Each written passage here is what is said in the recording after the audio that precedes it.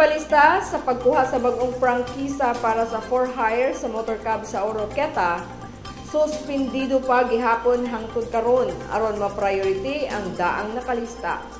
Ania ang kumpletong detalye.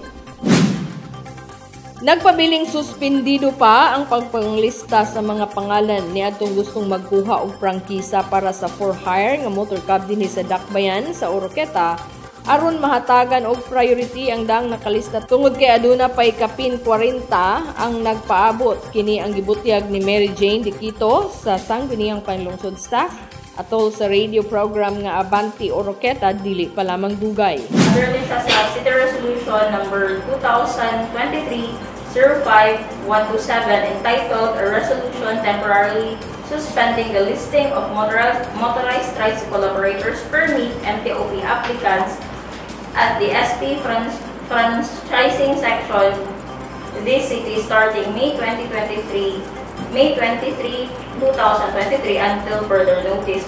So kani siya suspend ang listing for the new applicants para makater to mga nalista before na niabot og 100 kapin prior pa na nga isang tuig dayon ma-lift lang ni siya if katong mga nakalista ato is matagaan na mag-granted na og MTOP.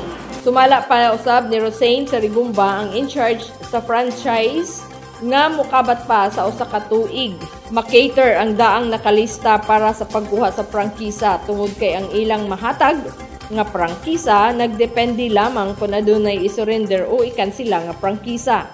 Sa pagkakaron matag semana adunay prangkisa nga mahatag tungod kay ubay-ubay usab ang nakansila nga prangkisa gikan sa mga operator nga napakya sa pag-renew niini.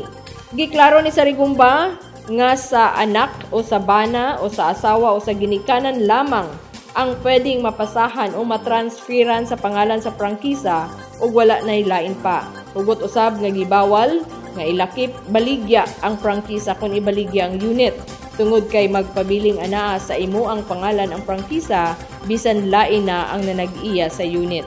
Dugang usab ni Diquito nga walay laing makahatag o makatransfer sa prangkisa kundili ang Sangguniang Panlungsod lamang pinaagi sa nakalatid sa Local Government Code. Ang Sanggunian has the power to regulate the operation of tricycle and grant the franchises for operation thereof within the territorial jurisdiction of the city. So ang Sanggunian ang power nga makahatag o maka-suspend or makakuha sa transfer sa mga makakuha sa prangkisa. Hangyo pa si SP ni atong dugay nang nagpalista nga wala pa gayud nahatagan sa prangkisa hangtod karon nga maghulat-hulat lamang kay nagdepende lamang kini kung adunay nakansila o gisurrender nga prangkisa ay kini mahatag ni adtong nakalista. Pagkakaron walay bag-ong aplikante o magpalista nga gustong mukuha sa prangkisa hangtod mahatagan na ang tanan nga nag-ung-ung pila na katuig ang milabay.